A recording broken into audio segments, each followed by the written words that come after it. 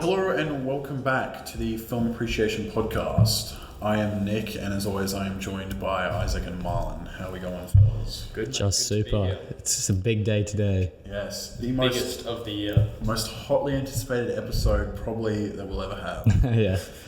Until we get like Scorsese on, you know. Yeah, until we actually have like a celebrity guest. And of course, what Nick is talking about is Barbenheimer. Yes, the fourth biggest weekend at the box office in history, which is pretty fantastic. Shows kind of the power of like, memes. Especially in a year of the flopbuster, where you've had Indiana Jones. Everything's flopped. The Flash. Was a disaster. Yeah. All the Disney Pixar movies made no money. Was Little Mermaid? Little Mermaid flopped. Elemental flopped. I forgot that even happened. Yeah. Both of those movies, I forgot they They happened. all flopped. It was all a disaster. And now, fourth biggest opening ever, and neither of them are like sequels Or superheroes or franchises. Yeah. And I think that is like insanely impressive. Yeah. Yeah. And just on the point of that, we were, I think you might have been there for one of them, but you and I at least saw Infinity War and Endgame midnight screenings. That's right. On their opening weekends too. Yes. So I don't know. It feels pretty good to be a part of at least three of them. It's just crazy to like. I've been looking online. You know, you've got Monday nights sold out. Yeah. Tuesday nights sold out for these movies, and I just think that's insane. And I think it's good. I mean, of course, we're gonna get into it, but they're both good movies, but they're more importantly original movies.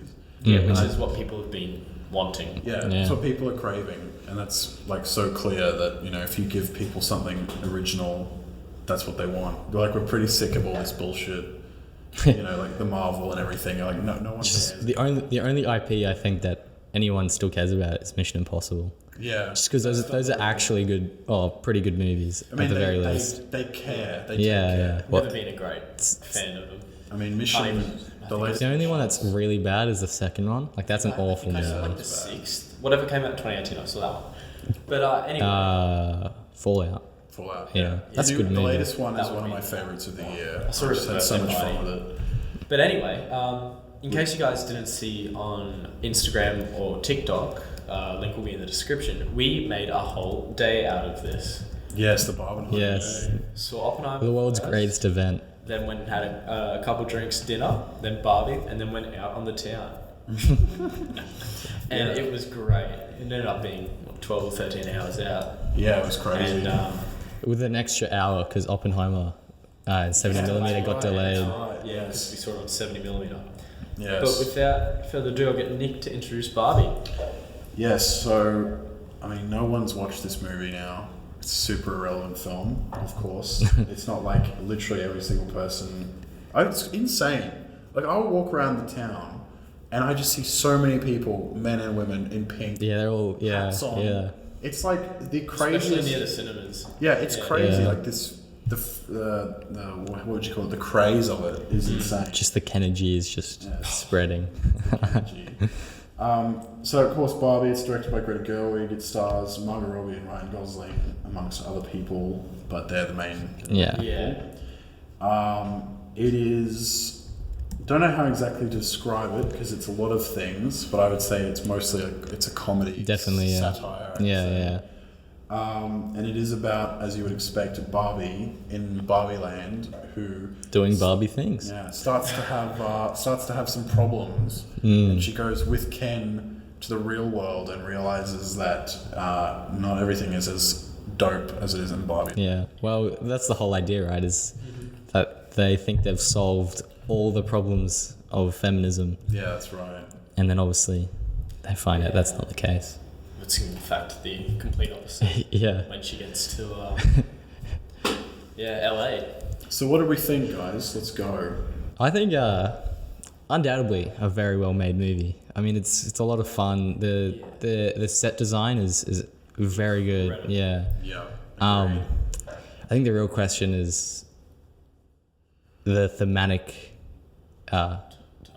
points in the movie. Like, for example, the ending, which is, I mean, I guess we're already skipping ahead, but the ending, like the whole movie sets up this whole... Spoilers. Oh, yeah, spoilers. Yeah. Yeah. Spoilers. For both. But- Barbie, if you haven't seen it, like, But like the movie sets up like this egalitarian message, you know, it's going through and it's like men and women should be not like one above each other or whatever, and then ends with them reinstating the matriarchy in Barbie Land. Yeah. Like they have Ken comes back from the real world and realizes how amazing the patriarchy is, and he puts it in, and then you see the women getting oppressed.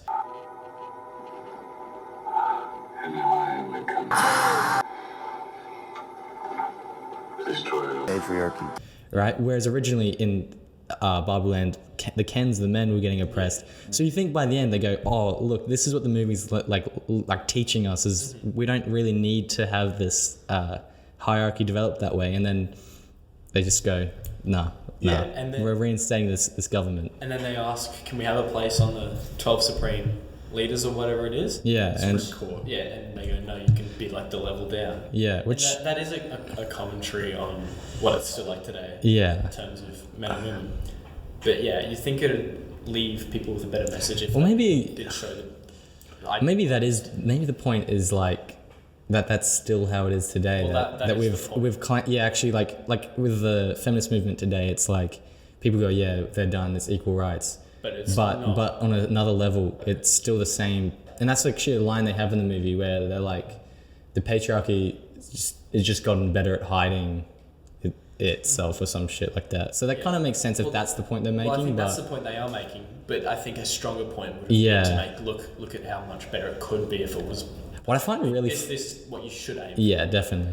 I think that could have been the choice, and thanks for bringing it up because it's something I Yeah. was think about. It was a bit of a mind fuck of a day, if I'm being honest. What I find really funny though about this movie is like you have people getting mad it's a feminist movie, which is ridiculous because it's a feminist director, a feminist like toy, and it's directed to feminist audiences. What are you expecting? It's like because I think the problem is I mean, it had probably some of the best marketing ever. yeah, And I that was think- incredible. And I mean I think that's why, and Oppenheimer as well, the whole like craze of Barbenheimer, because there's both movies like leaned into it. They both acknowledged Yeah. like that the other one was coming out, and they were both saying you should watch both. Yeah. You know, Yeah. there was a mutual like go see Barbie then see Oppenheimer or whatever. Which, by the way, the correct way to watch it is Oppenheimer and Barbie. you reckon? I think saw the so. Barbie cast say something like you should start the day with Barbie, like an entree, and Yeah. watch Oppenheimer, and then do another Barbie As a chaser. A chaser, like Yeah. do that. Well, what did you think, Isaac? Did you think? What, the way we did it? Yeah.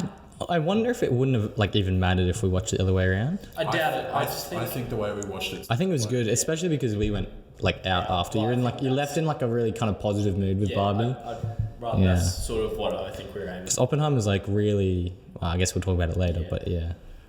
But I mean, like, you know, I feel Oppenheimer required more of a. It's a deeper film. Like it's a drama. It's a 3-hour historical drama. It's really, Yeah, you- it's and- really and the- depressing yeah, fucked yeah. up.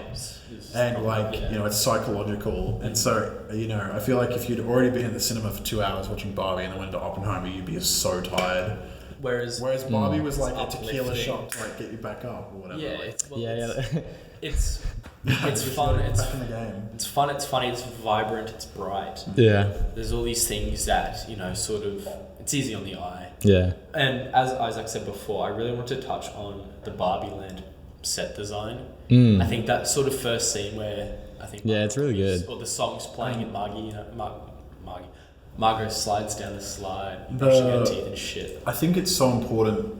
I think we've all come to realize this year, especially with Oppenheimer, with Mission Impossible, and with Barbie, is that practicality is so important in movie making. Yeah. Like if you do things, because there's no CGI in Barbie, they're all painted sets, and and the houses are real. They actually built up Barbie Land like as a small town. And obviously Oppenheimer didn't use CGI to blow up a bomb. They actually did like a mini Trinity test. And like Mission Impossible, if you've watched that, all of the stunts in that are real, and Tom Cruise literally drives off a cliff. And so, and like all of that In just classic makes Tom it Cruise more- fashion. makes it more enjoyable. I mean, we've seen like with the Flash, we talked about this last time, disastrous CGI, and you can't give a fuck about anything because it's so disgusting to look at. It looks Yeah. like shit. It looks like a PS2. And then you're watching it, watching Barbie or whatever, and it actually looks really, really nice. Yeah. And I think that, you shouldn't understate the importance of the visuals, because if your visuals are fucked, then people will be looking at that instead of thinking about the story or whatever. Yeah. That's the whole thing is, otherwise you just read a book or listen to Yeah. a podcast, right? Not the podcast, bad guys. No, you only listen to this podcast. Yeah. Speaking of like the visuals, it was interesting, and I think I saw something, and I told you about this, Nick, about the influence of Jacques Tati in this. Playtime, So yes, especially playtime. So in the Mattel offices, when I was even in the theater, I remember I think I said it to you. Yeah, you leaned over and you said, "Bro, this is Yeah, playtime." and it was like it was a lot of fun to like see how those influences work and come to their own in a different director's vision. Yes. But I think it just shows that if you're a modern filmmaker and you pay attention to old stuff, you can really utilize old influences in a really easy, unique way. Yeah. You would never think Barbie Jacques Tati would fit, but then Yeah. you see it in this and you actually go, "Whoa!" And even like so the good. comedy of that scene is even a bit like a Jacques Tati scene where it's kind of something kind of silly, but like it's very clever. Is Yes. this the running in between the desks? Yeah. When, Because I haven't seen Playtime. Oh yeah, Playtime's Is that amazing. only like an hour long? I'm not sure how long. It's pretty long. It's like 2 hours. Yeah, it's pretty long. Oh, okay. Yeah, there are What's other. that film I'm thinking about? 67 minutes. It might be one of the Monster Hello. Yeah, there are shorter Oh. Jacques Tatis. Playtime is his longest film. Right. Okay. But anyway, I did want to say earlier, because we were mentioning the people are surprised that it's feminist. Yeah. And I was mentioning just about the marketing, but like through the memes and stuff, people have become really invested in watching Barbie like dudes as a joke, almost. Like, I gotta watch it because of Ryan Gosling, and I gotta do this and whatever. But even though the marketing does a good job to get you into the theater, it's like people have completely forgotten that no, it is still like it's very much this is a chick flick. This is a movie for girls. Yeah. Like, The end message ultimately, after you talked about the re-establishment of the matriarchy, which we can keep talking about, but the actual final message is that like montage, and it's little girls and their mums like playing with dolls, and that is actually the main thing of the film, which has nothing to do with guys, and so it's like no wonder guys are kind of sitting there going, "Ugh, well, yeah. this film's not. I don't relate to this film." Like no shit. Yeah. Yeah. It clearly was not made. It's not called G.I. Joe's Yeah, exactly. for a reason. Yeah. Well, if the movie was called Ken, then maybe it would be different. But Which still would be an amazing movie if they did a movie about Ken becoming his own I think that's person. what they want to do. Well, I think That would be Get genius. Chris Nolan what for Ken. We Get him talked to do it. about after the film straight away was that Ken was in it more than Barbie, or like equally as much. Well, Yeah, It was sort of a shared focal point or focus rather than solely Barbie. and how good Well, I think both go on their own journeys, I guess, and then I think the thing as well is that Ryan Gosling is so amazing in this movie that Yeah. it makes his performance just even more like. Well, that's literally the only reason staying with you. why people like men are really excited to see it. Because Yeah. everyone's just obsessed with Ryan Gosling's movies. Nick and I in the joke. theater just going. He's literally me every just 2 quoting seconds. Drive and all this, like just kind of being like, "Oh, this is Ryan Gosling." And I I think, and this might be a bit of a sort of, I don't know, different opinion, but I think Kate McKinnon, Weird Barbie, was the best performance. That is Really? a weird opinion. Yeah, I that thought Ryan Gosling absolutely stole. yeah. it. Ryan Yeah. Gosling is my favorite. they were, but they're the A-list, the best actors and actresses in the world. What is Kate McKinnon even like in? Isn't she supposed to like be a comedian? I don't know. I honestly don't know much about. Someone it, but about- I think she's on SNL a lot. I thought Weird Barbie was really fucking good for a minor role. Yeah, I guess that's a reasonably and fair. Sort of highlighting that, sort of one of the main themes that everyone's like perfect imperfections essentially. Yeah. I thought she ends up like her little arc is that she neglected to accept it, and then Margot Robbie or Barbie in that sense is also going almost from accepted to neglected because of her problems. And they sort of meet in the middle. I think it's a really nice, beautiful arc to sort of suggest that, no one's going to be perfect. Everyone's got their flaws. Embrace them. And I mean, if Weird Barbie's not in the film, then it's a bit harder to get that message across. But also, I love the narration of Margot Robbie is the worst actress you could choose to That was a good joke. portray Definitely. a flawed. Also, Michael. I actually really enjoyed the Cera as narration. well. Oh yeah, Cera. Michael's Ella. Just this random, like he was so. Is that a real Barbie that I think it exists? is. Yeah, I'm pretty sure. He was so good in it. There was so many of those scenes, especially with like Gosling, when Gosling would say like ridiculous things, that it would just show kind of Michael Cera like Yeah. shocked at what he was listening to. Like, oh. What about the scene where he's like, I'm finally getting to leave this place, and then the mum and daughter turn around straight away? I was like, He never poor, gets out. poor dude. Yeah, so I think there's been obviously a lot of controversy about it, as expected, and I feel like we probably should like address it. Yeah. Is it woke? Is it too woke? What are the questions? What do we think? I don't think so.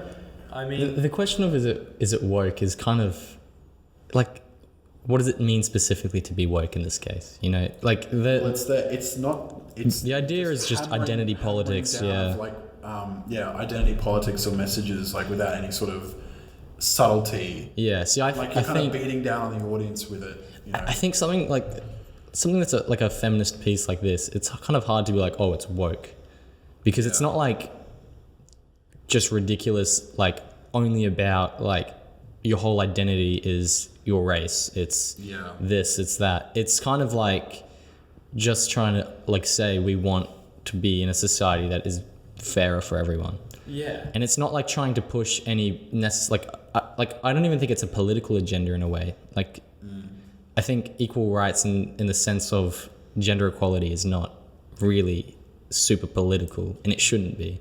Yeah, I was kind of like I was thinking a lot about it, and my only real problem when I left the theater was the ending, and I've actually sort of changed my opinion on that recently. But like for the most part, I was thinking, look, just because the movie mentions the word patriarchy and shit, like clearly they're not taking like the issue of the patriarchy as an actual issue is incredibly complex. But in this movie, they essentially say it's just men and horses. Or maybe they're clearly not taking it particularly seriously. I think that's where people come in with like the idea of, oh, it's woke because it's not treated with nuance. But I think what they don't realize is that a satire like this, that's the whole idea, is that it makes it very simple and stupid. But I think because it's completely taking the piss, that doesn't make it woke. Yeah. You know, well, like because none of the feminists, like in real life, who legitimately are trying to, teach about the patriarchy as a concept, actually define the patriarchy as just men and horses. men and horses, yeah. Like clearly they're taking the piss, and I mean they also take the piss out of chicks as well. Like I didn't think a lot of people claim that this is a movie that just hates on men. And Yeah, that was the other thing. I've heard people say it hates men. which I didn't agree with. I don't think that's true. I think it was really smart. I mean, that you they look- used the Kens as Yeah. But you look at it like at the ending, right? Agreed. The ending where like they give Ken the whole like idea of you don't need Barbie to be a person that exists. That kind of relates to just masculinity as a whole. Like you don't need the idea of femininity within masculinity. Like you can just be a man. They do say, well, not only that, but they do say like, Ken, you're not just your Barbie or your like. You're not just Barbie's boyfriend. or your car or something like Yeah, this. yeah, exactly. Your own thing. And actually, so because I wanted to bring this up, when I walked out of the theater, my only real problem with the movie that I got like really angry about is I thought that I didn't understand the message they were trying to push, where the matriarchy of Barbie Land is reinstated, and the Kens are back to being subjected second-class citizens. Yeah. And they've now got a glass ceiling. They say that they're never going to get into the Supreme Court and all this sort of shit. And I was thinking, that's sort of an eye for an eye, tooth for a tooth kind of logic argument. Like, oh, well, in the real world, it's like that for women, so we're just going to do that in Barbie Land, but the opposite, and that's going to like solve shit. And I thought that was sort of very cynical and not a good way to handle things. But I was talking with some people, and they actually put a really great argument forward, which is that that happening in the Barbie Land, the matriarchy being reinstated, but then Barbie saying to Ken, "You're more than that. you should strive to like push up in this society. Like, you know, you're more than just an accessory. You're your own person with your own free will, and you should try and take strides to doing more in Barbie land, right? And I think that is actually a perfect reflection, and kind of the message is actually for women in the real world. Like, that is, if for many, many years, you know, women were just the housewives and shit, and men were doing everything. And then, you know, in the real world, the feminism came in, and women realized they were more than just their husband's like property, and started to take strides in moving up in society, which they did.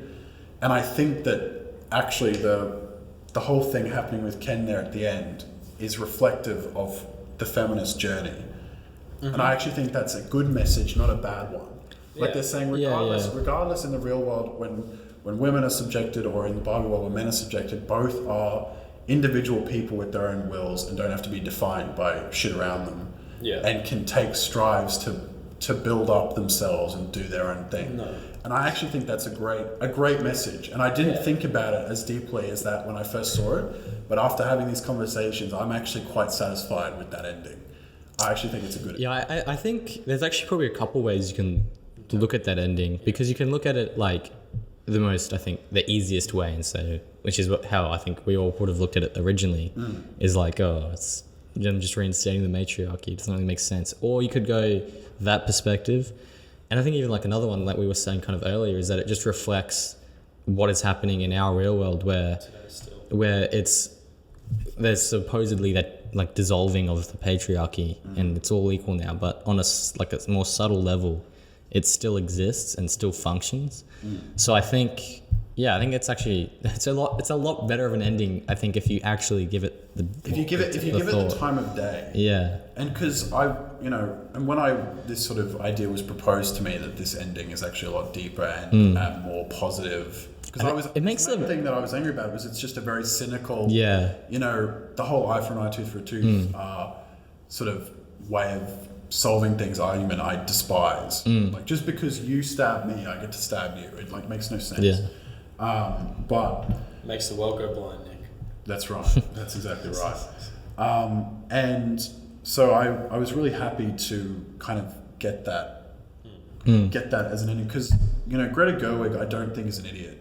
You know, she's not an idiot. Who's like some crazy like feminist. Like Little Women, I actually really love. I watched Lady Bird only a month or two ago. It was great. I think Little Women is probably my favorite film that she's done still. And in that film, again, that's a very feminist film, yet it doesn't hate men like at all. You know, and it's very nuanced. Yeah, the argument that this movie just hates men, I just... That's the main argument. I don't understand it, though. Like, I think maybe because it portrays men as silly and sort of one-dimensional, but I think they're doing that with a very, with a purpose that isn't anything to do with men in that sense. It's the complete opposite, essentially. Yeah, it's like... I think they come into this movie and they just want to have something to dislike about it. You know, it's like... And it's not easy, because those are basically like trigger words in modern day politics. Patriarchy. Yeah, if they're brought up in the real world, like, you know, people of differing political opinions, it's like a red flag. Yeah. They're just all like, yeah, something about that is so weird. And they see something like that. One of my favourite scenes in the movie, where, you know, I felt a little bit attacked, but it was still one of my favourite scenes, and which, you know, some people could argue is attacking men, was the guitar scene. Right. I fucking found that just perfect. Well, it's the whole, like, unfortunately, it's... Well, that's how you try and rizz up chicks. No, but, you know... Like, when you play guitar and they just don't give a fuck. You get drunk, you play some But again, they do the same thing for women, though. There was that whole thing where it was like, the new Barbie depression doll. Yeah. You're gonna sit in bed and just scroll Instagram and eat lollies and watch Pride and Prejudice or whatever it was, all this bullshit. And then for men, they did the same thing. But, the man's gonna explain The Godfather to women. Yeah, well, the whole... hilarious. The whole idea of like using the male gaze against them is just kind of, it's a clever way of subverting. It's a simple and clever way of subverting the like status quo. So they're able to, like, you know, actually putting that feminist message there as well. Yeah. So it's a really clever movie. Yeah. Did we have like any criticisms? I Because found. I have a couple. Yeah. Do you want to start then, or? I will start. Basically, I had a couple of pacing issues with it. Mhm. I don't think it's paced super well. I mean, for one thing, it actually makes no sense. If you think about the movie for 5 seconds, the plot makes zero sense. yeah, especially for example like the CEO people, the board people. Well, They do nothing in the plot. They do My nothing. problem with that is They're just there to slow down the movie. It takes them like half an hour to get from the real world to Barbie Land, where in the reverse I talk about a minute of screen time Yeah. or 2 minutes. You know, Yeah. the journey from Barbie Land to the real world. Yeah. It's chips, or whatever. And then Yeah. on the way back, Mattel takes ages. They're quite frustrating. Like for me, if you think about the plot for 2 seconds, makes no sense. Yeah. Like they say, Kate McKinnon looks weird because she gets played with Ralph. but, like, Yeah. there are Barbies that are set on fire and eaten by dogs and like ripped Yeah, there's only one of them. Like that would have been actually hilarious. If, What, the whole, like- a Barbie's like head just fell off. The, So it was the like- entire idea of like the Barbies, and like they have the real world counterpart, and Yes. it's affecting them. Like it just doesn't work. Yeah, it doesn't make any sense. It just doesn't. It just makes no sense. But it does. It's one of the things you just accept and move on. Yeah, and I think that the wisest thing is this is a movie, apart from sort of the social commentary elements, that you should not apply any sort of logic to. I mean, clearly, it just makes no fucking sense. Yeah. So a happy-go film to watch. Exactly. Thematic. Exactly. Yeah. You know, I don't think it would be fair to apply the same level of like criticism or analysis to this as to Oppenheimer, because they're clearly films with different goals. Yeah. That's one thing I was very happy with Barbie is I feel like it achieves every goal it set out to do. Yeah, well, I thought it was entertaining as hell. I thought it went by really quickly. You know, it had some great music in there as well. Well, that was one of my problems. I Yeah. thought it was a little bit too musical at times. How can you hate on I'm Just But Ken, Marlon? I think that How can you do Yeah, but I think there that? That's literally the best. there's a lot of movie. yeah. I think there was maybe one or two. Low-key, this too movie many is a scenes. musical. So, yeah, that's It's like a I was proper- expecting that, and I Yeah. didn't want it to be that. I thought the first one was fine with, you know, introducing Barbie. Guitar was fine. I think there was like one or two that was just a little. See, I don't know. I usually despise musicals. I find them really hard to watch. Yeah. But I mean, I had a lot of fun with this, especially This like wasn't full fledged. yeah. I think that's maybe why I didn't commit. Yeah. No, but I was like, But it's even a bit though- much for just a. I even enjoyed the musical scenes in it though. Like the I'm Just Ken is an amazing That part was scene. the That best is part of the movie. that actually is the best part of the movie. It was so good. It's so brilliant. Like again, like there are people saying Gosling should get Best Supporting Actor Oscar, and I would legitimately support that. 100%. He was actually so good in the movie. It's kind of crazy. Yeah. He should get his whole like spin-off trilogy of Ken, the Adventures of Ken. Ken, bro. Can you imagine the hype? Yeah. Yeah, I saw something the other day. His job that is said just there was- beach. The whole movie is said- different beaches. They said there was 3 different casting choices for Barbie. Right.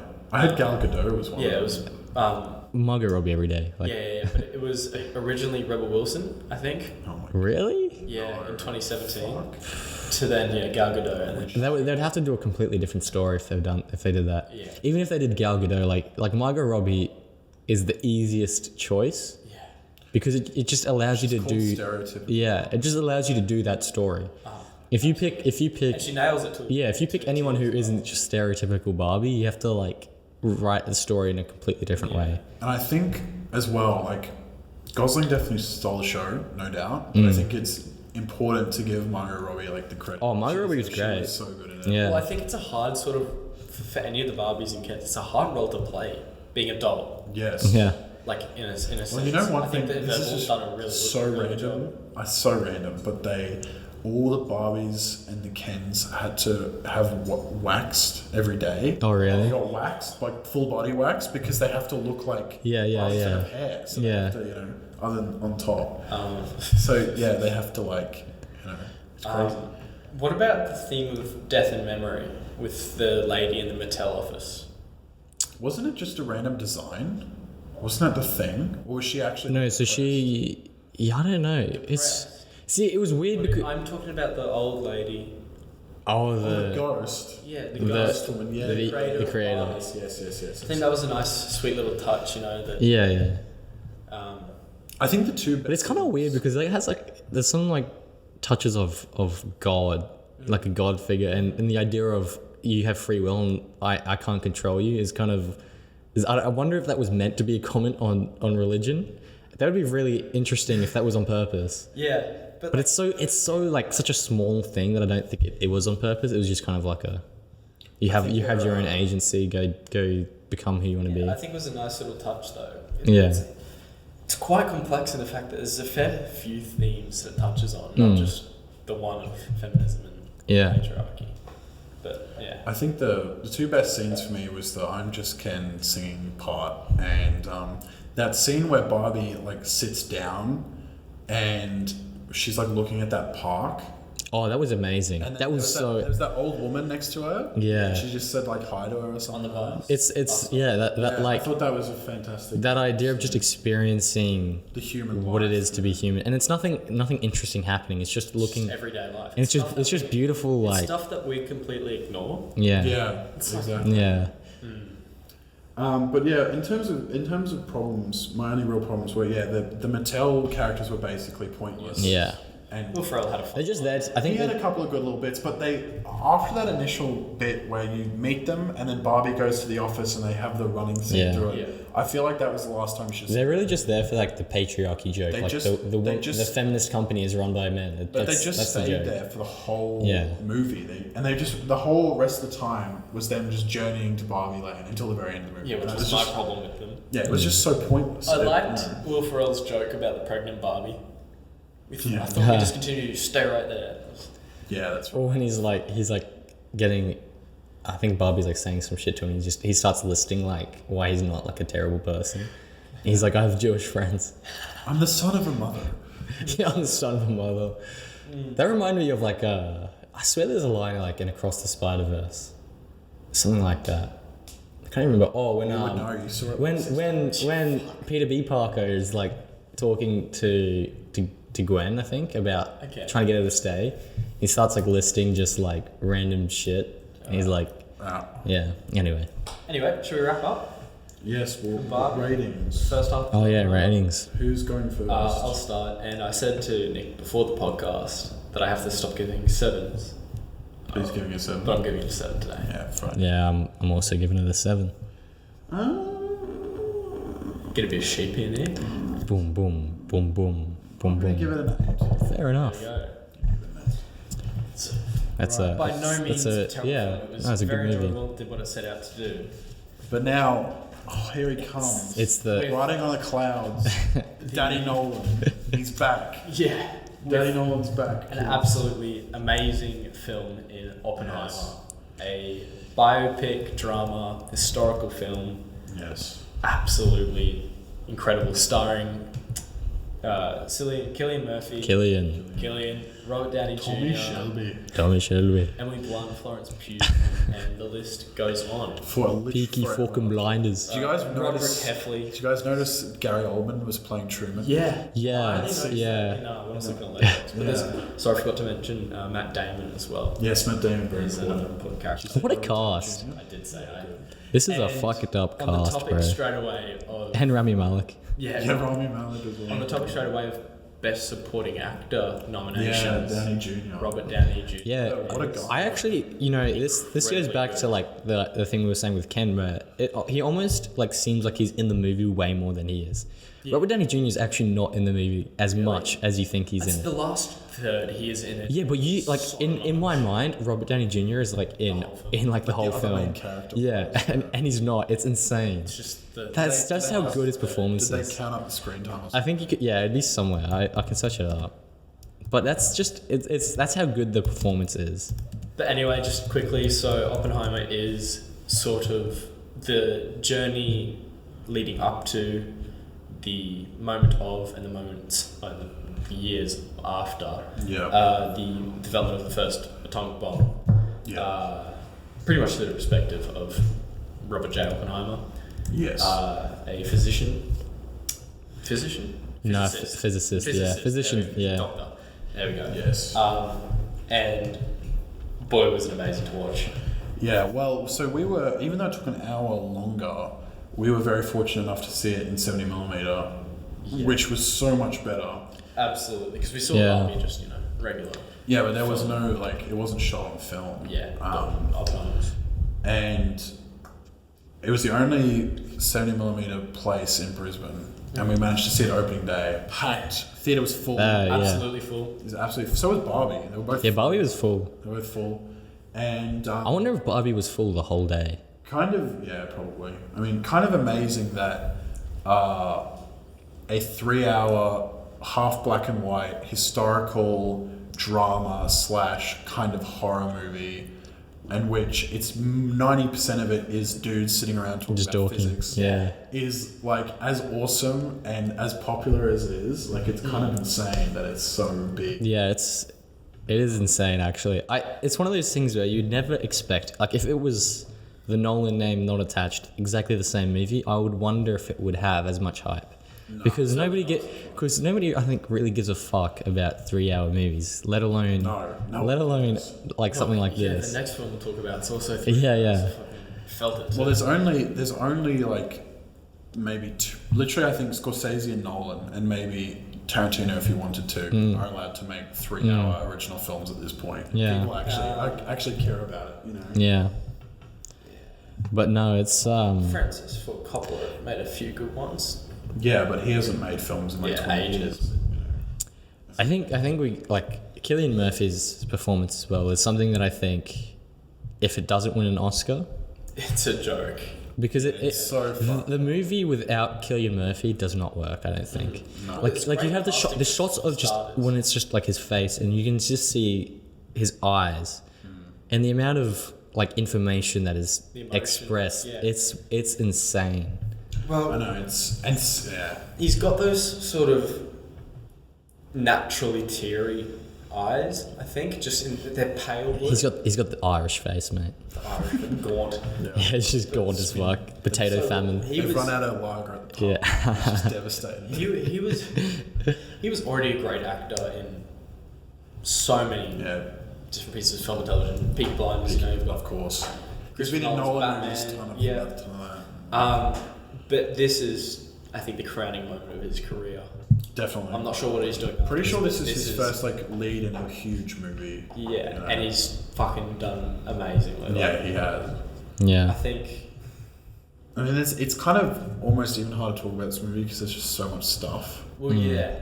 There's so much to unpack about it. This whole podcast could just be about this movie. I think so. That's very true. The first thing I want to talk about is the score.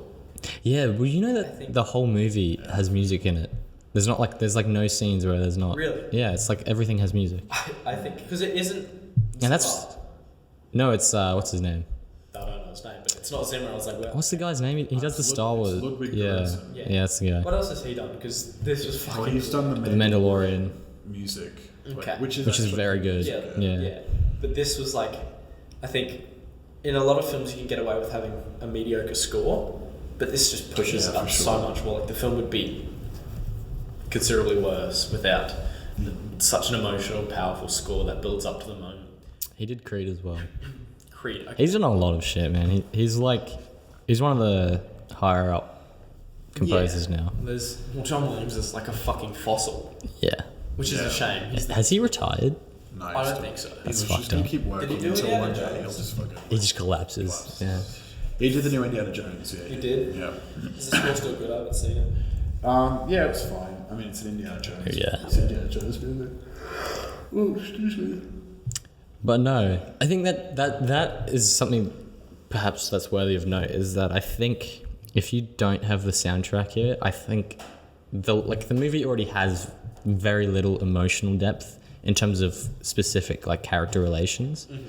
So I think if you remove that soundtrack, which is really the driving force in most emotional scenes, I think the movie would perhaps lack a lot. I'm glad you brought this up because I feel like the movie's emotional core is actually not us caring about. No, exactly. I did not actually care what happened to Oppenheimer. Yeah. It was more, I think, that the emotion comes from we collectively as the human race having the atomic weapons. And I think as well, you're like, is the thing that's devastating, you know? I think it's kind of funny to say this about a 3-hour movie, but it almost doesn't have the time for you to care about those specific characters. It has so much more to cover. It's the bigger picture. Yeah.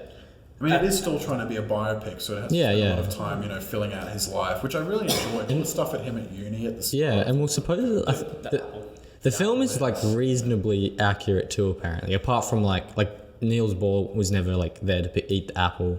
Albert Einstein, like they never had those conversations. Though he has met, like he had met Albert Einstein. They met a few times. Yeah, but it's just they never talked about like because I think I'm pretty sure he did ask him to come on board. Pretty sure that was a thing. I'm pretty sure Einstein wasn't even allowed to because for the same reasons. No, because he's got left leaning politics. Right, yeah. Well, But no, the reason Nolan used Einstein is just because Einstein is like the most recognizable genius. You know, you go, oh yeah. Yeah. What's afraid? It's just easy. It's just easier to use Einstein than someone Very else. cool cameo. Yeah. But Well, He's like the Iron Man of Oppenheimer. that's exactly. yeah, I think I was quite emotionally attached to the characters. Really? Yeah, maybe less so in the first sort of 2/3. But you know what I think is the other problem? Is there's so many characters, is that it's hard to actually remember who is who. I have to bring this up, which is that so when I was reading like sort of the Barbie's woke kind of reviews, Yeah. I actually came across a whole thing that Oppenheimer is woke, and I was thinking, what the fuck? And so I'm reading these reviews, and everyone's saying that the movie basically advocates for communism because Oppenheimer is the good guy, which is He's not even a communist. But it's like, oh well, Oppenheimer has That's what communist half the leanings. They're like saying the So US are dumb. bad because the US advocate for capitalism. Yeah. It's so fucking dumb. It's like, what are you talking about? Oh, Oppenheimer read Das Kapital once. He should be. He should People be are like, fucking. oh, Nolan is just like sprouting communist propaganda. It's And I'm like, just- bro, have you read one history book in your whole It doesn't life? make any sense. The Russians were communists. That was the whole point. It was the Cold War, you know. Yeah, what propaganda is being spout? Like it's like there's no like saying, oh yeah, this is the way. This is There's none of good. the actual sort of content of any of the communist meetings. Yeah, nobody actually. There's nothing discussed about what communism is. It's more just focused on. it's just like he's McCarthyism. associated with them. Yeah. They mentioned McCarthy like 4 or 5 That's all they. times. It's just going through the history of it. They don't actually care about anything political to do with it. Yeah, exactly. It's just the fact that Oppenheimer was prosecuted because he had communist like, relations. friends, Yeah. That's literally 20 years earlier or 12 years, But 18 again, years earlier. Was, what people seriously don't seem to understand is it's not like the US are sitting there thinking you're a horrible person if you like communism. It's because that they're like international threats, you know, like other countries that Well, to be they were threatened by were communist. To be fair, in that time, like after like World War Stalin. Two, after World War Two, right? They had beaten fascism, and so for them, the next enemy was communism. yeah. Well, They viewed the communism next as a enemy- terrible thing, though. They were never like, yeah, sorry guys. They were never like advocating for, like they were never friends with Russia. They were allies during the war, and that was about Yeah, it. but that was only because- that was out of necessity. They had a Well, it's because what Yeah. happened in the war is that Stalin was actually going to sit it out. He didn't care. But then Hitler betrayed Stalin and invaded Moscow. Yeah. And then that's when they joined the war. But as soon as it was over, Moscow immediately was like, oh, we want atomic weapons. And then the Cold War began immediately. Yeah.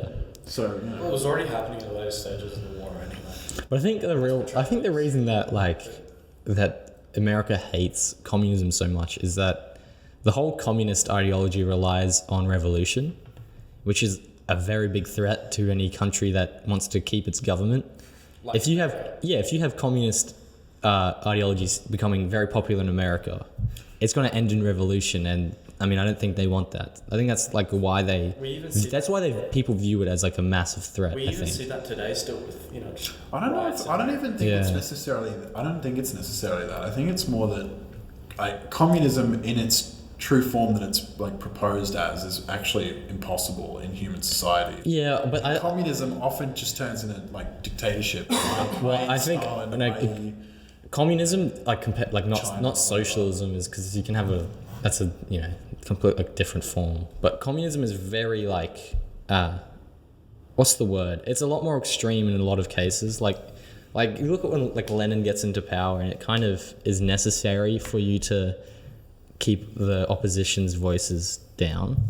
Otherwise, like, yeah, like, because the whole idea is that you need the oppressor and the oppressed. There's no nuance really. Like, you're basically either with them or you're not. That's how communist ideology works. Yeah. So I think that's why, I think there's a lot of, I mean, it's probably a lot more detailed, and you could probably go into way more why America hated communism so much, but I mean, the point is that they did, really. That's all that matters. So anyone who's like, oh, Nolan is clearly communist and he's spreading the Marxist message is ridiculous. He's like clearly Stalinist, mate. It's like, anyway, back to the characters. Yeah. Back to the movie. Aside from, so obviously, Oppenheimer's relationships with Emily Blunt's character, I can't remember her name. Kitty. And Jean as well. Yes. You could choose really whether you wanted to get invested in them or not. But I found that the whole chapter, essentially, of Oppenheimer versus the other Lewis Strauss. Yeah, Lewis Strauss. I felt that whole act of the film was just like so engaging, and you feel so shit for Oppenheimer. Yeah. And you're like, this fucking dickhead.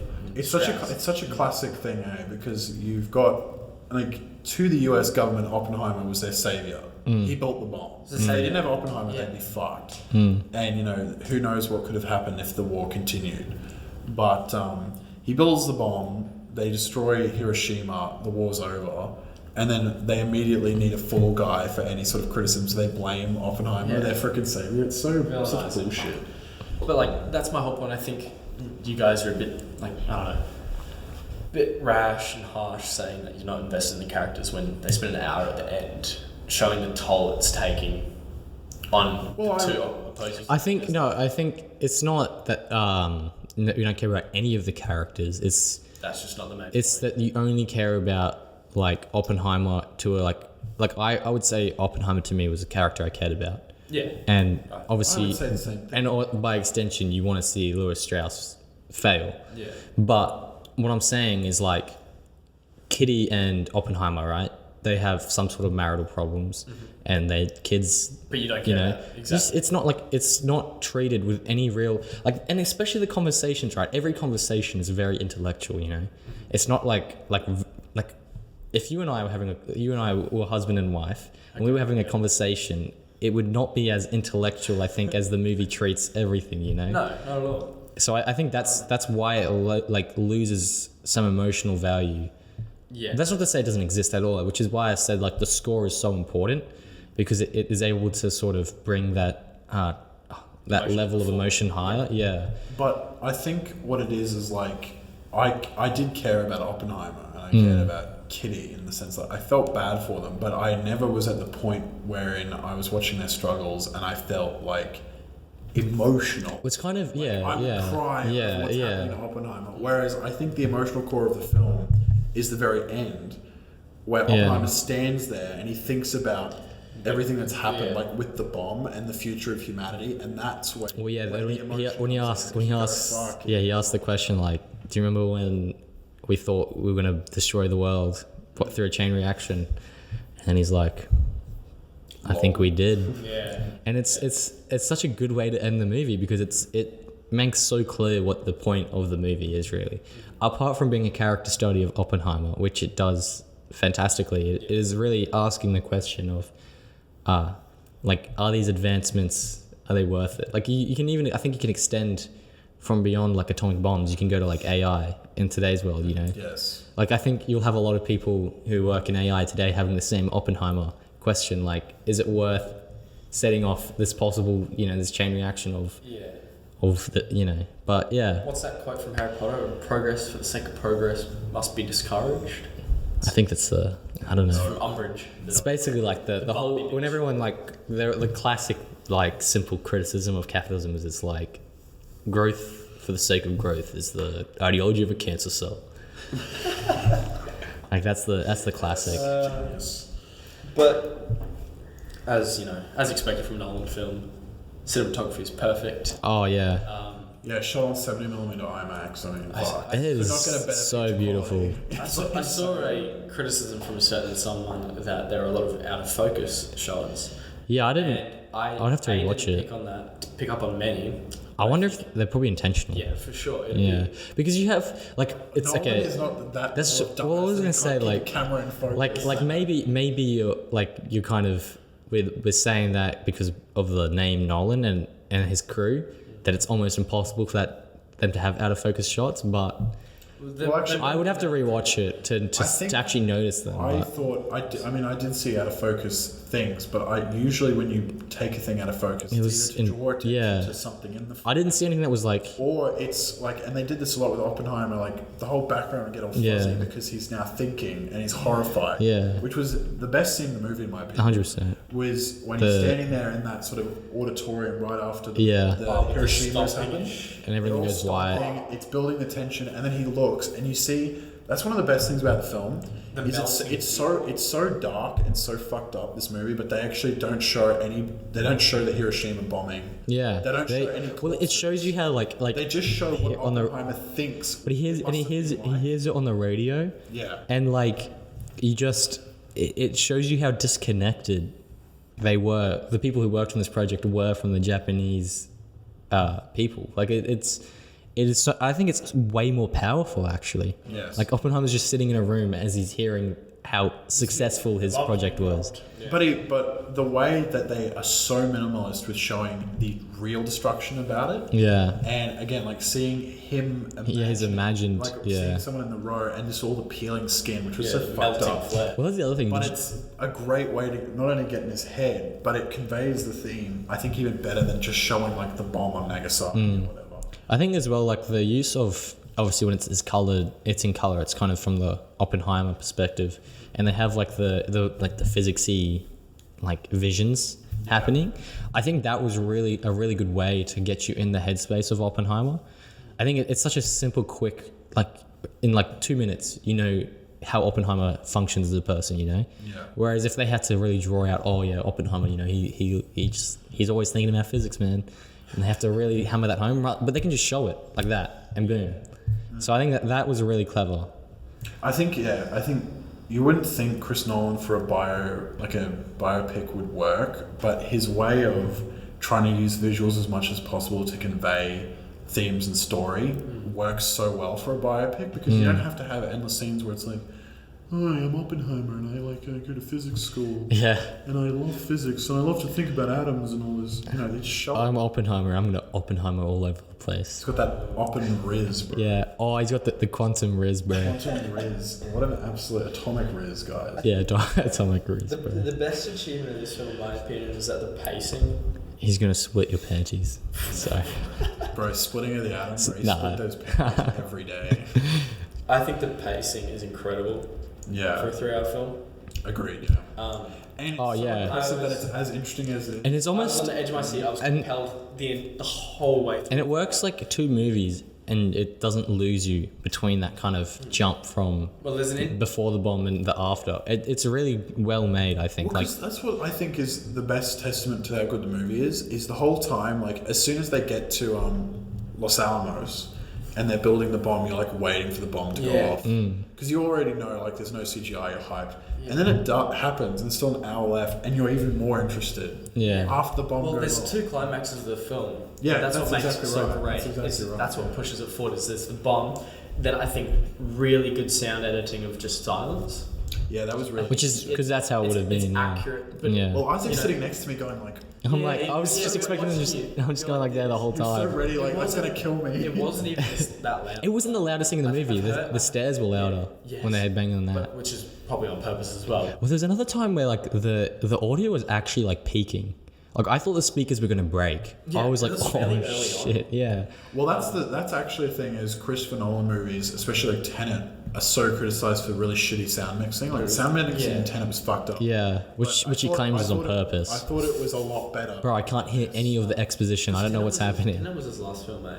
Yeah, before. Dude, Tenet actually pissed me off because like you'd have scenes where the characters are explaining what's happening, and that you don't know what they're saying. But the whole thing is so complex that every scene is exposition. Yeah. But then you can't hear the exposition. Yeah, So exactly. you have no idea what you're watching. You're like, what is this? Just like, what the fuck? Anyway, with that the explosion, so there's the accurate silence, but then there's B. It gives you time to sort of reflect.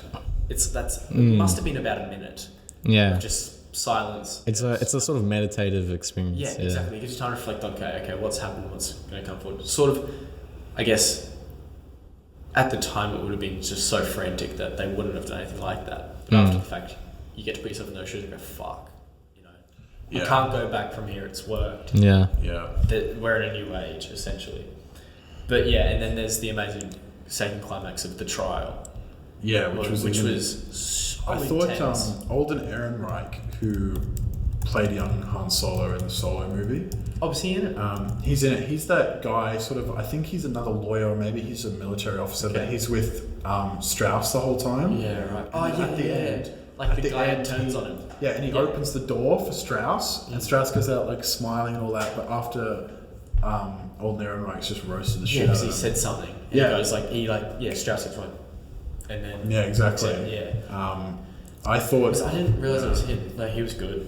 he was really good. He was very On a complete tangent, I was just reminded just then of the Heisenberg, and because I remember who was it? Someone behind it was Josh, made the Breaking Bad joke, Yeah, of course, yes. and Jesse. I really hope there's like a mashup of Oppenheimer and Breaking Bad. That'd just be fucking funny as fuck. Now, say my name.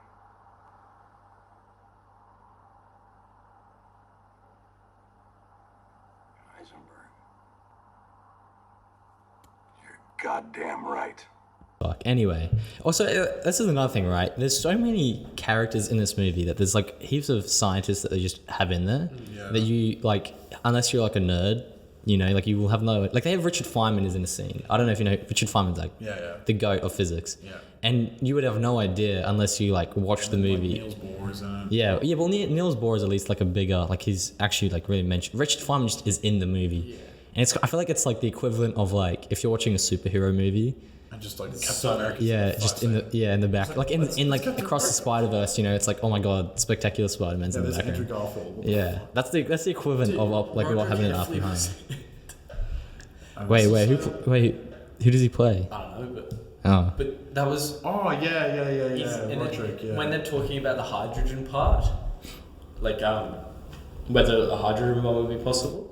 Oh, It's yeah. at the back, just corner, and I saw so many things. Oh my god, me trying to be serious in Oppenheimer, and then I see fucking Roderick Heffley from Loaded Diaper, and all things like that.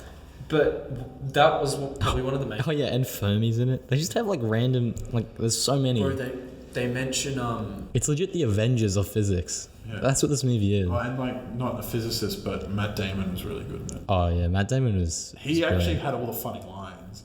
I know people started laughing for some reason when Rami Malek was just in it. Yeah, why you guys were just laughing? Him with Freddie.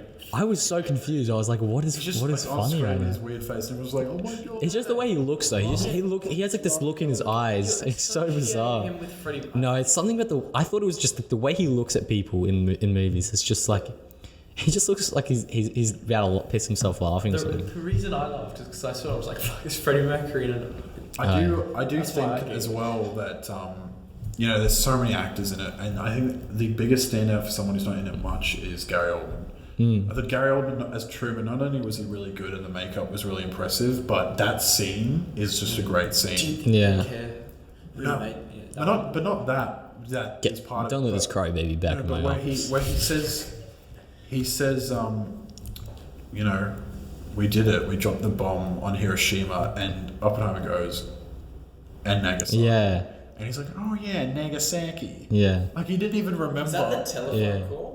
No, it's when he's in his He's office. in his office. Because Yeah. Oppenheimer's like, hey, we also bombed Nagasaki. And- We and bombed two how cities. good He is- was like, oh, that's right. When Oppenheimer's like, I feel like I have blood on my hands, and then Truman just hands him the tissue. It's such a brilliant scene, fantastic.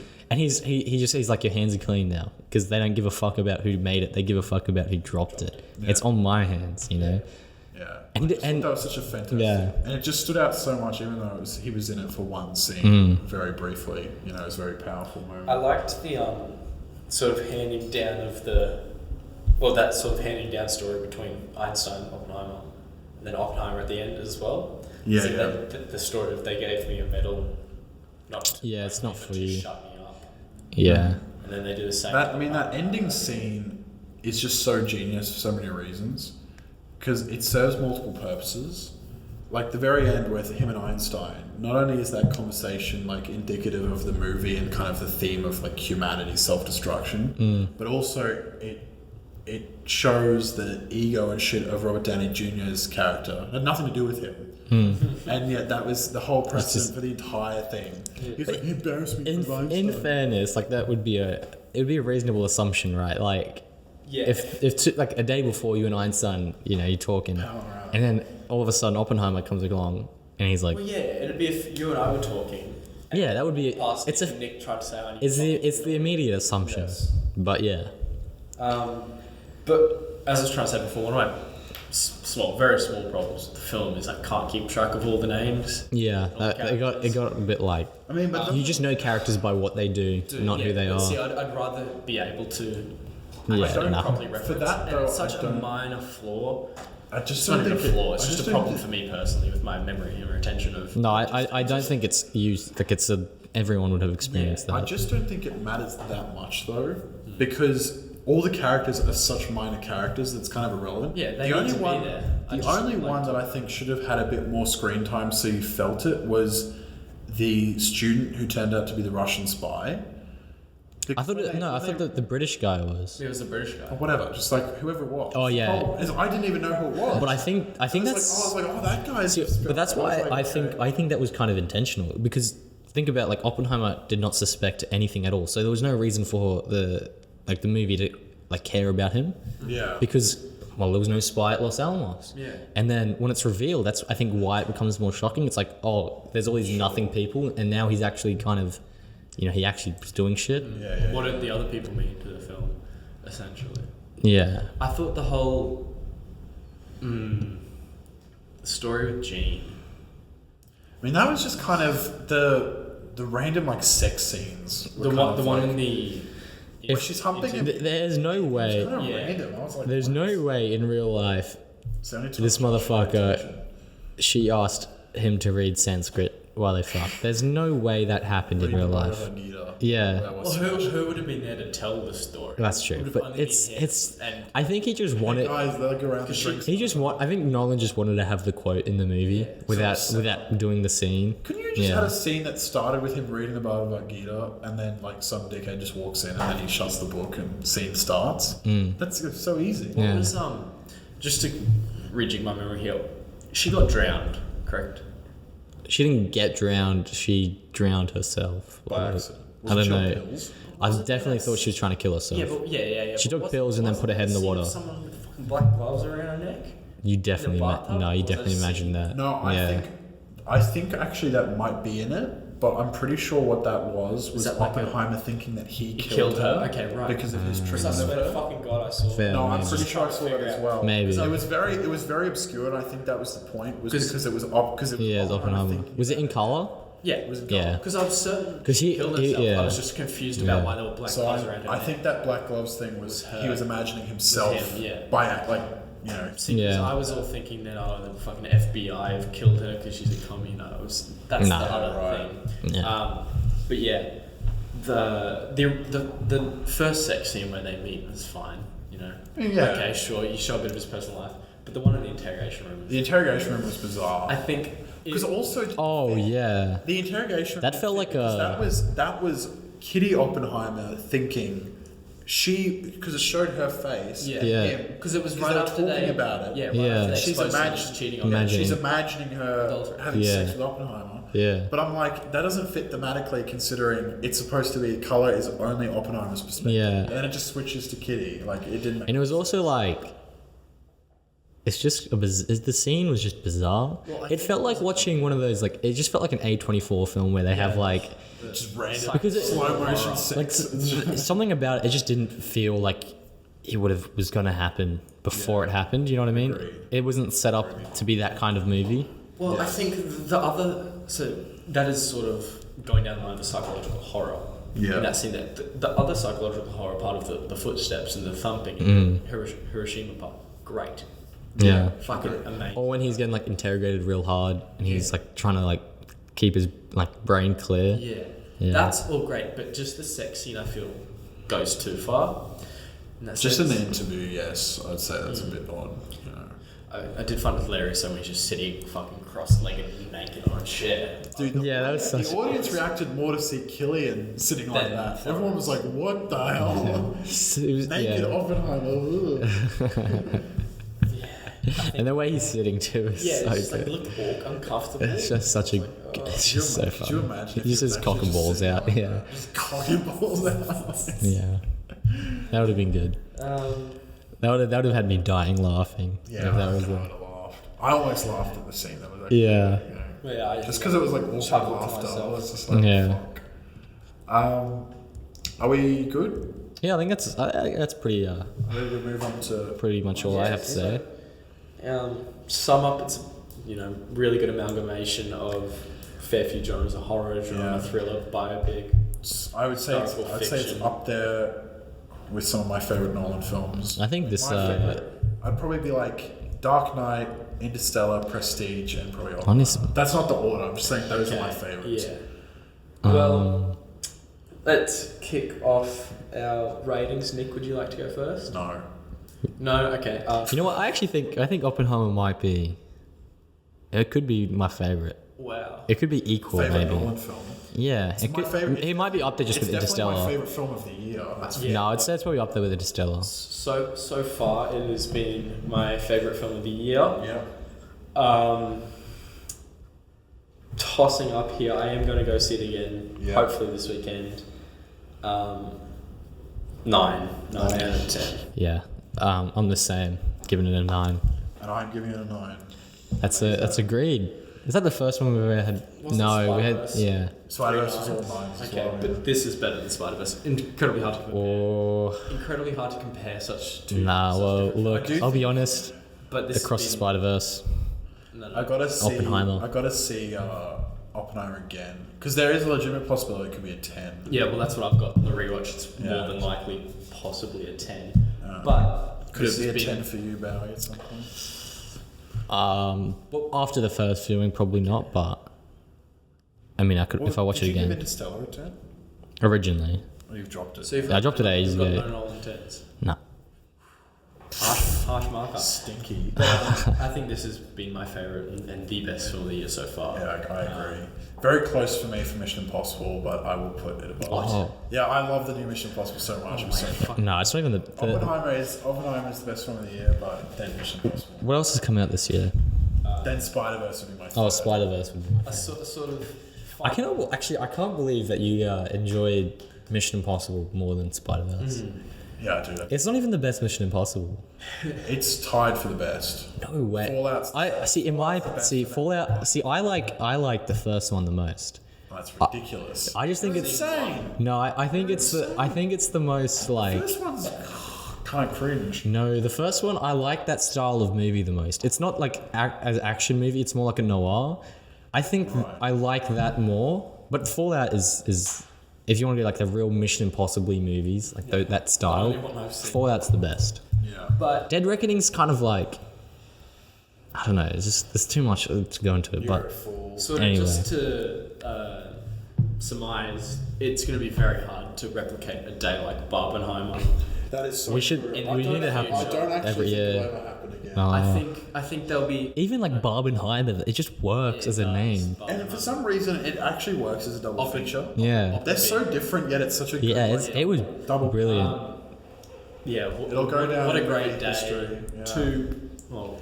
Two very good films. Because also, in I their think own I rights. think it's possible that studios will try and create this again, like have two good movies come out the same day. Yeah. But the reason why Barbenheimer is so special is because the studios didn't push it at all. It was all Yeah. movie fans Yeah. turned it into this big thing Yeah. of like hype. which is amazing. Whereas now, I reckon now studios will be like, Well, they'll do it on purpose. June Part 2 and Killers of the Flower Moon, same day. Yeah. It's like cringe, shut up. June of the Flower, yeah. Anyway, Isaac, would you like to introduce Yes. your pick for My last pick, month? La Dolce Vita, Yes. by Fellini. This is Federico Fellini. This is a what's the word? It's an important movie in his career because this is him coming into Fellini mode on Max. You know, he this is like from here he goes very much his own way. This was pre 8.5. Yeah, So yeah. how many Fellini films have you two seen? I've only seen 3. It was La Strada, 8.5, and La Dolce Vita. Okay, Yeah. and you, Nick? It may honestly be 2. Just 8.5 and... It could have been, Dolce yeah, Vita. 8.5 or Dolce Vita. I may have seen one more. Okay, so I watched half of La Strada and this. So I'm the least versed in Fellini. Oh yeah. Well, Fellini is a very specific, a very niche. 8.5 is definitely his Yeah. masterpiece. Well- and that's the one that's talked about the most. Well, actually, Yeah. Roger Ebert says this is... Oh really? What does Roger Ebert say? He He's says this is La favorite Dolce film of all Vita. time. favorite This this. is favorite film. Yeah. Interesting. It was that and Citizen Kane, but then towards the end of his life, he said it was La La Dolce Dolce Vita. Vita. He would Wow. always say Citizen Kane and that as the same, and then it became La Dolce Vita. What did he love so much? Because he's seen so much shit Well, that this you'd is, think like. this is the thing, and I immediately want to get into this, is because, and this is the reason why I didn't love it. I was kind of like on it, and it's because like this is a movie that is very sort of reflective of adult life, Yeah, I could not. Yeah, 100%. and I don't relate to it in the slightest. I Yeah. the character Marcello Mastroianni, what's his name? Is he? It's just myself. Yeah, it's Marcello. Marcello. He's at least minimum in his mid-30s. Yeah, Yeah, probably yeah. the early 40s. Yeah, yeah. Probably older, and he's in his life and has already done a bunch of like shit in his He's life. sort of at a weird point. Yeah, He doesn't know where to go And the from reason, this, sort of. and La Dolce Vita means the sweet life Yeah. in Yeah. English. And I think it's because it's kind of showing that he's in this sort of crossroads in life as an adult, and how it's kind of impossible to get out of a rock that you're in. And it's a very sort of reflective film on adulthood, which none of us have experienced. So I could, You're a year into it. I'm, what, 3 Yeah. months, you're Yeah. 2. Yeah. and what's his name? Ebert said that every time he watched it, he would wait like 5 years before he would watch it again, and every time he watched it, he liked it more. Okay. Because he's going through life, and then that's Yeah. becomes more I special. that's the feeling I got as well. Set a reminder on my phone for 20 years. Well, it's interesting though because it's still like, I still found it like I thought it was a fantastic movie. Okay. I think its problem is it moves very slowly, Well, and as a 3-hour movie, you kind of you Ebert fall said- off, you know. Ebert said that he first watched it when he was in his like mid to late 20s, and he loved the life that he was leading. He was like, "That's exactly what I want." Tons of like worthless sex, alcohol, like just taking the piss, having a good time, Yeah. whatever. And then he said, as he grew up, he stopped drinking.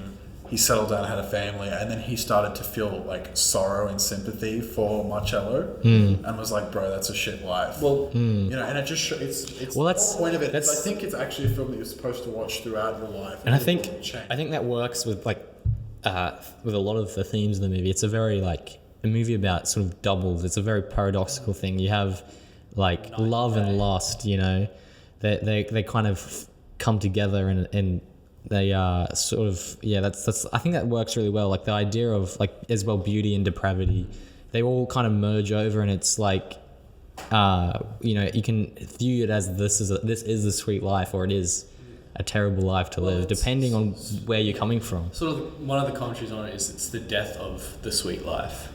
His journey is the death. Yeah. Of the sweet Well, yeah. Because at the start of the movie, he's well groomed. He has his black suit, and by the end, he's white suit, and he's all fucking loony because he's drunk as fuck. The and- last scene is that orgy. because Is that orgy? yeah. Well, because I think the idea is like, It's insane. He's choking on with slap. because obviously he's going through life, and it's kind of just a bunch of meaningless shit, and he's There is, yeah. you know, and then he has the character of Steiner he meets, and he's obviously like, you know, he seems like he's a very inspirational character to him, and yeah, but then obviously the whole He kills his double homicide, suicide happens, and well, now he's like, well, fuck. Well, it's because what is it? Yeah. Because Steiner originally said, "You're living the correct way," Like you're doing the wrong Yeah. thing. Like don't have a family, don't get married and shit. Yeah. And then he was like, no, you should. And then he killed his. But that's the whole Like, the it whole was- it was the just whole like, movie is going back and forth. You have even like You know.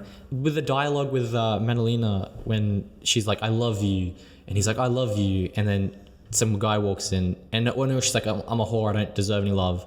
Yeah. And then they're going back and forth about like these things, and then it ends with her starting to make out with some random guy. Yeah. So like I think the whole movie is this double of like negatives. You know, it's Well, it's the also, inverses of each other throughout the I whole was thing. interested in like what are the sort of people's analysis of the film, and I looked up and the fact that because it takes place over like 7 days, 7 nights. Yeah, well, that's the. And Oh yeah.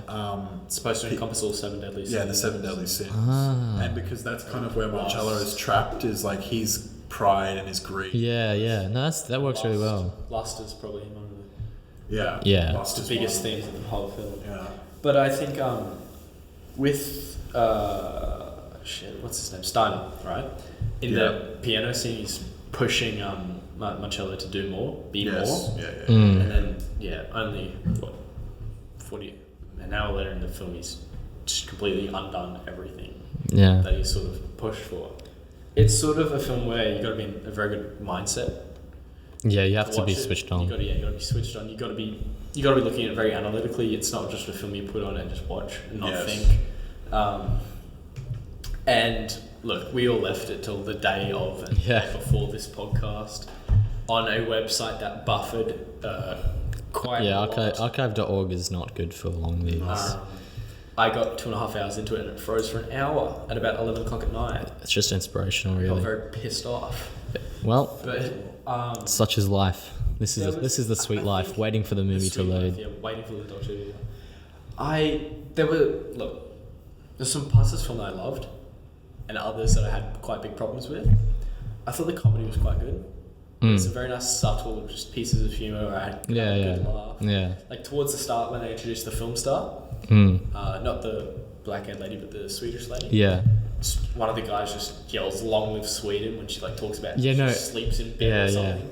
Yes. Or when she's having like the interview thing, Yeah. and someone asks like, "Oh, what do you think about like the neo-realism movement, or do you think it's still alive or something?" And she just asks, like the translator, and he's just like, "Just say yes." Yeah, like yeah, stuff like that is No, just that whole interview scene is great. There's Yeah. great lines thrown in everywhere. But I think, from what I can remember, there's a scene in this film that arguably is one of my favorite scenes in a movie. Right.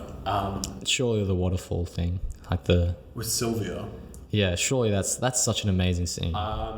No. I was gonna say clearly audiences or like the filmmakers must think that because she's like on the poster. Yeah, but that She's in the movie for like 10 Yeah, minutes. yeah, It's yeah. like, that scene is great though. You have like so many love different emotions that happen. The dancing part as well. Yeah. Like early on. Oh, yeah, it's the scene. Well, that's one of my that cool. other good things. The whole thing kind of works as like vignettes. Hey, so it's like Yes. that vignette specifically with her character. I think is probably the best part of the movie. But no, the scene I'm talking about is the Lonely Clown trumpet scene Oh yeah, with the balloons. yeah, that was I pretty think funny that was actually. just not funny, just gorgeous. Oh Like fair. he let out the room with a sad trumpet. Yeah. And balloons Yeah, just yeah, followed. I was yeah, like, this yeah, is yeah. just beautiful. The way he This is walks why out there, I he's like This is tells the why, balloons to and come then with they him. follow. I was like, this is that would have been quite hard to do without like hiding the practical effect of the balloon tied to a rope.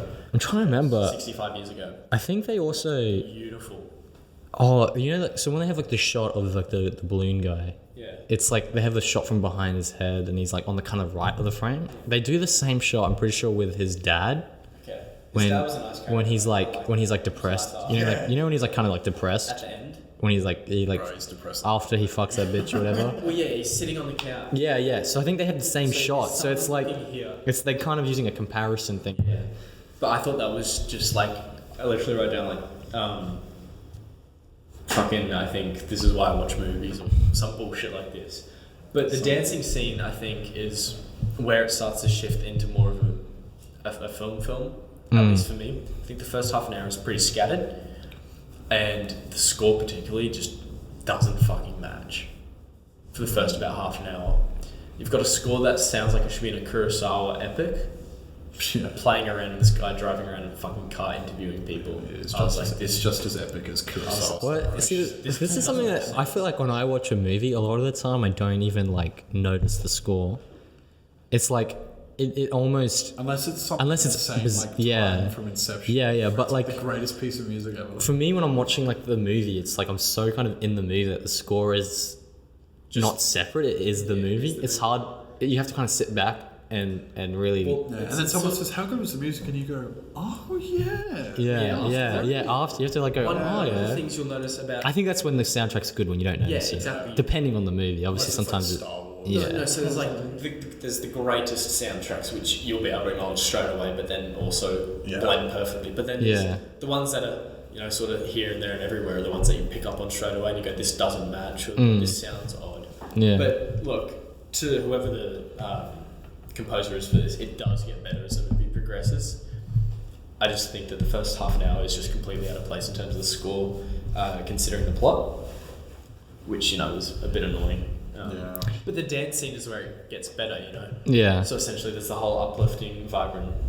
How crazy interesting dance as well. scene in a dungeon or whatever the fuck. The it way is. that they position like the paparazzi as like spectators, they go around and they almost act as like they have no influence in the real world. Like they're like when Marcello is like he was with some chick and the husband or boyfriend or whatever is upset and he like goes to punch him and like the paparazzi could do something about that. They could just say, break it up, guys. But they just start going, Or like, for example, or even more impactful is like when there's like the Holy Ghost of Mary, whatever, the kids scene. And they're in like the building with the family and they're like trying to like, they like make the old people do all these different poses and shit.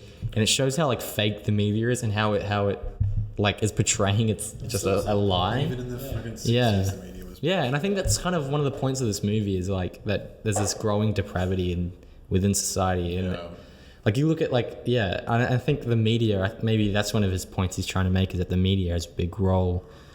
Yeah. With their just bullshit stories, Yeah. I mean that's Marcello's whole existence is that he just writes gossip pieces, Yeah. Everyone's always like wants to get their name in the paper. Yeah. Yeah, It's funny because some of the scenes where there was a lot going on were some of the slowest in the film in terms of the pacing. What do you mean when there's a lot going on like when on screen? There are, a lot of people on the screen and it's moving fast paced. Yeah. Like the characters are running around and shit. That's when it felt the slowest. Whereas scenes where he's like sitting down typing in that little restaurant in a village in the hills or whatever. Yeah. That is one of the slower scenes. But it just I guess it moves the film along so much more. Yeah. And then obviously tying back to that young girl at the end where he just doesn't fucking recognise her, let alone hear her. Well, it's interesting though, like her character is like, she's like the double of the Swedish actress, They're both like the blonde, but one's like the very outgoing, like famous actress, whatever, and the other one's just like a local girl. Yeah. I think that it's so interesting how often in the movie he has these doubles everywhere. Well, because you got the... Even like the ending, right? Okay, so the beginning... The Jesus... Yeah, Jesus to the monstrosity of this like dead stingray. It's these doubles everywhere. Idealized. It's like this. Well, I guess what I would say is that at the start of the movie, I think he views himself as a like very with all that pride, with a very almost a Christ-like figure. He's flying above everyone. He views himself almost as above, and then by the end of the movie, he's fucking lost the plot. He realizes which you can certainly see. I would say that's the orgy and shit. Yeah. Was it a fish or a stingray? Because it looked like a I don't know. stingray to me. I thought it was a stingray. Had like the mouth and then Had the eyes. Yeah. What's it fucking looking at? They asked if it's from Australia, so Yeah. and that was my guess. Don't know. Was Steve-O born yet? No. Well, actually, I don't know. 1960. He'd have been a little kid. 63 or 62, 63 or something. Yeah. I really don't have much to say about it. And I think it's because I enjoyed it. I think it's a well-made film, but I had very little connection with it. Yeah. And I feel like that if I watch it in 10, 15 years or something, or just Add a lot throughout more life, then then I'll probably watch it and be like, oh, this is a masterpiece that everyone claims it to be. But at the moment, I was kind of like, I don't think this is as close to like the masterpiece level of old cinema that I would say. Yeah. But I just think it's not a movie for our demographic, for our age. Yeah. We just cannot appreciate it fully. Even if you really like it, you still won't have the full grasp and appreciation for what it's trying to say. Yeah. Definitely. And so I kind of like, I enjoyed it, but I don't have much more than that. I think there was some pretty good cinematography. Oh, dude, it's a Fellini movie, bro. Like, the images are always going to be stunning. 8.5 is better. You know the symmetry of that hedge? Do you guys recall the hedge scene where there's like, so it's obviously black and white, but there's like lighting up the hedge, and it's perfectly symmetrical. And When they go up the stairs thing, I was like, fuck, that was just so good to watch. So I'd be interested to watch Fellini in color, because I've only seen his black and white movies. Oh, yeah. Does he have There's a few? colour I'm a quarters in colour. I think all of his later movies are in color, but they're all like a lot He done in the more. 90s. They're all like they're all like insane. After 8.5, so like 8.5 is when he starts using like dream sequences. Like a biopic or isn't 8.5. It's about like a director. It's semi-autobiographical. Okay, right, okay. But yeah, from there he starts using dream sequences, and that's when his movies become like fucking. Yeah, well, Who's 8.5 the- is like hectic. trippy as fuck. Who's Yeah. the Russian director that... Tarkovsky. Yeah. I love Tarkovsky. I can't believe you just rolled your eyes at Tarkovsky. Dude, that's unbelievable. That's like the cinephiles Jesus. Yeah. Tarkovsky. Dude, that's fucked up. Yeah. Dude, Tarkovsky is a beautiful Guys, man. I think I'm getting better. I didn't struggle to watch this, okay? Apart from like the 1 hour buffering. Yeah, Which isn't really your that fault, wasn't my yeah. fault. That was a Should struggle I physically. recommend every Tarkovsky film for Marlon? Yeah. What every I'm week you and I have a pick. It's just Tarkovsky. What I'm saying is like... Documentaries on Tarkovsky. Yeah. It's just Just books. Watching movies and just me- reading about Tarkovsky. For me, last year I found it, quite difficult to watch old foreign films, just for the reason that they're so different in nature, and then also. Well, it's very interesting how actually like how different Hollywood and then you like the foreign films Yeah. are, which is bizarre. Like it's really weird how that happens. The two best. I mean, there are some good Russian movies, but Japan and France for me are the best foreign. Oh, and South Korea. I'll look at my stats. South Korea. But then- and Russia. Yeah, there's a lot of good places. Then the other thing is South Korean movies. You look at this year, at least in this podcast, Eternity of Days, I think, very high up in my. Yeah, it's Greek. It's Greek. Right. And from, Yeah, Greek. from the early 90s. Yes. It's only 30 odd years Yes, ago, yes, but yes. it feels old. Yeah, it But I feels very loved old. it. Like, Yeah. I was like, fuck, this is good. Yeah. But I think with La Dolce Vita, it has some pretty strong themes, but we can't relate to them just yet. Yeah. The one I picked up on a lot was isolation and sort of surrounding yourself with nothingness. Yeah, There's so much hollowness in all these people. More or less, I get the obvious themes it's trying to think, especially like the sort of lust and everything and the degeneracy of what he's doing on a day to day. But again, we haven't lived enough life for me to fully appreciate that. Yeah. I sort of related more to Sorry, I was just looking at something. sort of related more to his dad, than anybody right. else in the entire film, just because I was like, I feel like my dad. it's easier to understand really old people, He's literally me. like grandparents, than it would be to understand a parent. I'm literally Marcello. Yeah. Like grandparents are sort of idolized in a sense. You're like, fuck, I can't wait. And like In fair your enough case, too, because they've been through shit. Yeah, I can't wait to be a grandparent, and impart all this wisdom. Whereas a parent, you're like, that seems a drag. Yeah. And But even honestly, as a parent, you're imparting wisdom. Fuck that shit. but- I want to be the old guy that just spouts senile nonsense to his Now you and I are grandchildren. going to be in that. That's literally what I want to be. You and I are going to be in a retirement home, just being like, if you watch Tarkovsky, watch Fellini. Go up to some bit, like chick. Some chick's like, "Who the fuck's Tarkovsky?" You just hit it with your fucking stick. Still just talking mad shit about Yeah, movies. yeah. Have you logged it on Letterboxd? Marcello isn't even a father, but his He probably father, is, though. You just that's Yeah, yeah, really. Probably is. Yeah. especially towards the end. And it's in the But 60s. I think Yeah. one thing I do respect is that Promiscuous little filth. there's like that much nudity in the whole film. Yeah. Considering a lot of Yeah. it about love and lust, I think that's obviously a very intentional choice. You don't need it to get the point across. Exactly, and I It's the think same that's reason good. why It they wasn't. didn't show Hiroshima and Oppenheimer. Yeah, it you wasn't don't need to see necessary. it. You know Yeah. it. You know? Yeah. Yeah, which I thought was good. It wasn't just a lot of, I guess, Isn't it so bizarre? Like a lot of old films are. A lot of old films just You know that- tits everywhere, fucking, Yeah. You know, well, Yeah. It's funny though because this was like banned and like people like he nearly the Catholic Church. he nearly got kicked. Jesus Yeah, name. Fellini nearly got kicked out of the Catholic Church. But it's so funny though It's because so funny if you a movie like that today would be like nothing. have the Catholic Church seen Antichrist? Yeah. Just tell them to watch that. But I think it is so like bizarre. Like you know when they go, Madalena and him go to that random chick's house and like say you want to go for a drive, and then they just fuck in her house, like, and she's okay with it. Could you? Style. Yeah. Yeah. It's like that to me is the most obvious thing of just look how fucking depraved everyone is. Like that's fucking unbelievable. Could you The house is imagine? literally flooded, and then they just take. Yeah, house is just flooded smash. and they just fucked. You know, It's like what the okay. fuck? I think with that, probably one of the biggest problems I had is acting. I didn't notice any bad acting really. No. From the main cast, as in we've got Marcelo, Yeah. the few women around him, and then started very, very good. You know, really good actors. Yeah. But a lot of the supporting actors were just sort of like, oh, they're acting. Well, see, You know, like it's for me. it's sort of just average. This is the thing I think with foreign films is it's harder to tell if they're bad at acting because you can't really hear the Also, cadence as well in there's their a- accent. I don't know. There's just always a vibe with older movies, like just the way It's more they tacky. They're different. They have a different style. Back then is different to how they act. 100%. I mean, you look at a whole. I just kind of buy into shit like that. Every Hollywood movie is like from back then is very different to the way they act now. Yes, I agree. Because I wonder if those actors are coming from like theatre school Yeah, and if that has an impact. yeah. I don't That'd know. probably be. I don't know. Film I watched. Oh, what was the recommendation for last podcast? Wasn't it your pick? Yeah. It was Boyhood, wasn't it? Boyhood. Yeah. I watched an old film the other day. Let's check your letterbox. One that you What watched as fucking- well. I'm just trying to think back on what it was. It was an old Hollywood film.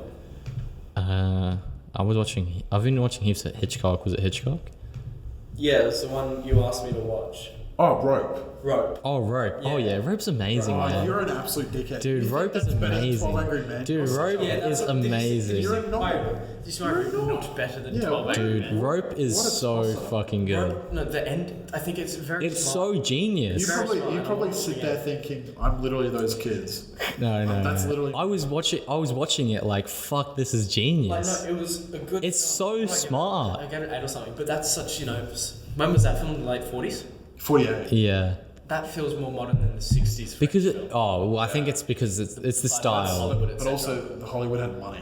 Yeah. There was no Yeah. industry in France until the But- French Yeah. wave. No, that's such a good movie, man. I love that so much. You're crazy, bro. Well, no, it was a good film, but I guess my Rear point there Window is is. better than that. Well, to be fair, I gave Rear Window 5 stars as well. Right. I think Rear Window's But you put amazing. Rope in your top 4. Yeah, because Rope is amazing. It's so good. Yeah. It's so genius. Right.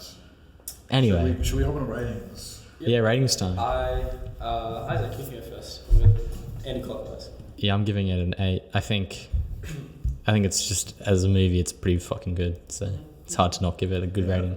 7. 7 as well. Yeah. Same as you? I'm giving it a 7. Yeah. Yeah, and that's fair. just because I Can't relate to it. I can't relate to it, and so I can't justify giving it more than 7, which is me saying I really enjoyed it. But to be more than a 7, it has to have something else. Yeah. Yeah, it's fair. Meaning to your sort of emotional Yeah, effect. and so I feel like I'll definitely rewatch it in coming years, and it will probably go up for sure. Yeah. Now, I've Get got it to do- tattooed. Oh, Watch yes. La Dolce Vita in 2045. Yes, I shall. Right, I have to do a pick. Next pick. So Does, I've been indeed. I've been topping and Topping. I've been tossing and turning about what to pick, and I was like, look, so many different ideas, but ultimately I've You know what I get? Can I guess? Broadly? It's an Asian film. No, fuck. Ooh. But ultimately I picked this because it's a classic. It's supposed to be fantastic. Yep. It's Martin Scorsese's favorite movie. Have any of us ever seen it? None of us have seen Oh, it. wow. What is his favorite? Oh, I think I know which it is. And I think it's about time that I just watch this because it's so Okay. it's so iconic. The Searchers. Oh. Oh, no, I don't even know what that is, actually. Searchers by John Ford. Searches. The Searchers. Okay. By John Ford. It is. I think it was from 1960-ish. Maybe. 1956. There you go. Oh, it's a western. It's a western. Our first Western. John Wayne. I don't think I've ever seen a full John Wayne movie. He's my dad's favorite actor. And This will be good. Martin Scorsese said it's his favorite film of all time. He thinks John Ford's the greatest director of all time. Fuck, If any of you have seen The Fabelmans, at the end of The Fabelmans, young Spielberg meets John Ford, and John Ford gave him a quote-unquote the best directing advice ever. What's its rating? And yeah, 3.9. so it's a big deal in film history, and I'm kind of surprised that we haven't seen it. So I was Yeah. like, look, I have not seen considering many it's- westerns. Considering it's so, Yeah, I think I'm on like 2 or 3. considering it's so, I haven't even seen The Good, the Bad, and the Ugly. Really? I've only seen We did it from in the film. Clint Eastwood movies. Yeah. I've seen like A Fistful of Dollars, and I think that's it. See, I haven't. There's a lot of films I still haven't logged because they were so long ago. I can't remember a fucking thing about them. Yeah, that's fair. But The Searchers, yeah, I'm really Okay. interested to watch it because I'm a big in terms of I haven't watched many westerns either. I'm just a big sort of Sergio Leone fan. Like I've seen the Dollars trilogy, I've seen Once Upon a Time in the West, and all those movies. But Searchers is a John Wayne western which I haven't yet experienced. So yeah, Fair and enough. it's Scorsese's favorite film, so that's a big deal. Well, So I With guess that, that's that is that's what you have to look forward for next episode. yeah. New Wes Anderson film is going to be next Oh. episode. That's That's City. See, now that's exciting. Yeah. That's exciting. So that's Been plenty- delayed, and it's already out in America. It came out in isn't America in Like, June. Yeah. So They delayed it for us just because they love us so much. They want to build the suspense, you know. So anyway, it's still even though Barbenheimer is over, there is tons of stuff to look forward to. And the other next film we're seeing episode. is Korean. Yeah, Past Lives. Past A Lives. Yeah. very highly acclaimed Korean film. We're going to try Awesome. and catch an early screening of that. So Fair enough. another stacked episode next month. It should be great. Yep. Get hyped. Thank you all for watching. Let us know what you thought about Barbie and Oppenheimer. Yes, which did you prefer? Tell us. Yep. Like, subscribe, follow the socials. Shit's in the description. All that Classic. good shit. Enjoy the rest of your day. Yeah. Thanks, See ya. guys. Thank you.